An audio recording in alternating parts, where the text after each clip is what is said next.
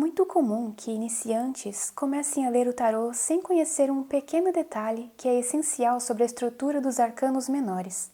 Por isso, para ajudar quem está começando nessa área maravilhosa da tarologia, estou fazendo essa série de 4 aulas super simples que vão te ajudar com tudo o que você precisa saber para compreender uma das estruturas base dos arcanos menores do tarô, para que você nunca mais se perca numa leitura.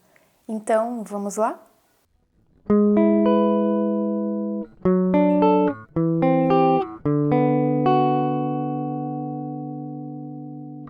Olá, caminhantes! Eu sou Nantai, a sua companheira de aprendizado em nossa jornada do tarô.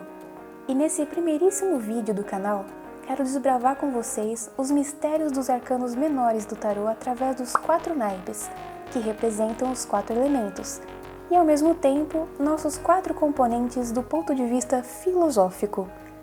Compliquei, né? Então fica aí até o fim desse vídeo que você vai começar a entender a forma correta de interpretar os naipes do tarô. Preste bastante atenção em cada uma das lições. Eu já li muitos livros falando sobre os arcanos menores do tarô, só que nenhum desses livros passava esse conceito de maneira simples que eu vou te mostrar hoje. Por isso quero te ajudar a entender esse conceito de uma vez por todas e de maneira fácil. Aproveita e já se inscreve no canal. Dessa maneira a gente vai poder caminhar junto em nossa jornada no tarô. Ah, e lembra de ativar esse sininho aí e dar uma curtida no vídeo, para dar aquela ajudinha. Você sabia que os 4 naipes dos arcanos menores representam os 4 elementos? É um dos conceitos básicos relacionado a esses arcanos. Então anota aí, o naipe de copas é do elemento água, o naipe de paus é do elemento fogo, já as espadas é do elemento ar, e o ouros é representado pelo elemento terra. Mas e agora para ficar decorando isso tudo? Bom, é verdade que com o tempo você vai acabar se acostumando, mas você pode usar âncoras mentais para isso, para que seja mais simples logo do início. Então as âncoras são as seguintes. Copas lembra um copo, um cálice, e naturalmente isso leva a água. Agora vamos para o naipe de ouros. De onde vem o ouro? Lembre-se que ele é um metal garimpado muitas vezes em minas. Com isso, a gente já pode fazer a associação de ouro com a terra. Já o naipe de paus é bem simples. Imagine ele como uma tocha. Assim fica fácil lembrar que os arcanos menores de paus são do elemento fogo. Agora, para o naipe de espadas, imagine-se com uma adaga na mão cortando o ar.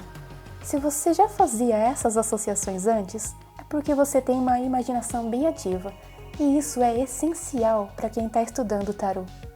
Agora, antes de continuar, dê uma pausa nesse vídeo e escreva aí nos comentários o que você acha que cada um desses elementos significa na hora das leituras das cartas. Não tenha medo de errar, porque todo mundo está aqui para aprender, né? Depois disso, dê o play novamente e veja o quanto acertou. O naipe de copas. Esse é bem simples, né? Copas, também chamado de cálices, são os sentimentos. O símbolo do coração faz com que seja bem fácil de lembrar disso. E se a gente pensar que esse é o naipe do tarô do elemento água, também podemos pensar na fluidez dela, de como a água corre, sempre se adaptando ao ambiente ou ao recipiente, no caso. Quando a gente tira uma carta do naipe de copas no tarô, já dá para saber que o assunto que as cartas estão trazendo pra gente são os sentimentos, os nossos relacionamentos, não só os amorosos, mas também os relacionamentos familiares e com os nossos amigos e companheiros de trabalho também. Assim como os oceanos, os nossos sentimentos podem ser profundos e misteriosos, ou correr rápido e violento como um rio. Por esse motivo, a gente tem que tomar cuidado com o naipe de copas no tarô. Sentimentos, quando não tem controle, pode fazer com que a gente se afogue. O naipe de paus. Sabe quando a gente sente um fogo arder dentro do coração, que nos faz querer criar algo novo, ou criar uma coisa incrível? Bom, é isso que a gente chama de ímpeto criativo. E esse ímpeto é a essência do naipe de paus no tarô. É o nosso espírito querendo se expressar, é aquele impulso para tomar alguma atitude, sabe? A sensação de entusiasmo, de aventura e criatividade, a vontade de fazer acontecer. Eu tô falando da vontade suprema e não uma vontadezinha comum. O elemento fogo do naipe de paus é uma chama espiritual que arde dentro de cada um de nós. E assim como o fogo, esse ímpeto do elemento de paus transforma tudo aquilo que toca. Agora, antes de continuar, eu vou fazer uma pergunta que talvez não seja assim tão simples de responder. Será que todo ímpeto criativo é bom? Tudo aquilo em que a gente cai de cabeça com esse fogo criativo do elemento paus é bom ou é ruim? O que você acha? Deixa nos comentários o seu ponto de vista antes de continuar. Dá uma pausa aí e coloca o que você realmente pensa sobre isso. Eu não vou responder essa pergunta nesse vídeo, e sim nos vídeos próximos dessa série de 4 que eu estou fazendo. Por isso, já se inscreve e ativa o sininho para receber as próximas atualizações. Continuando agora com o naipe de espadas. O naipe de espadas é o elemento do ar, lembra? A espada cortando o ar. Você conhece o termo de que fulano anda com a cabeça nas nuvens? Bom, no tarô, o elemento ar representa pensamento lógico, reflexão. Então aqui, só no tarô, quem anda com a cabeça nas nuvens está refletindo bastante. Então, tudo que tem a ver com ato de pensar, com fazer cálculos, diálogo com amigos, jogos intelectuais também, e inclusive o fato de você estar estudando através desse vídeo agora, tem a ver com o naipe de espadas do tarô.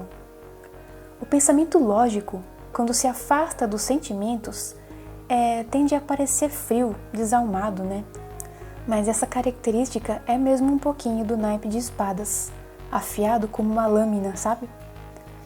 E isso porque muitas vezes, para a gente conseguir ter um raciocínio lógico, a gente precisa se afastar dos sentimentos.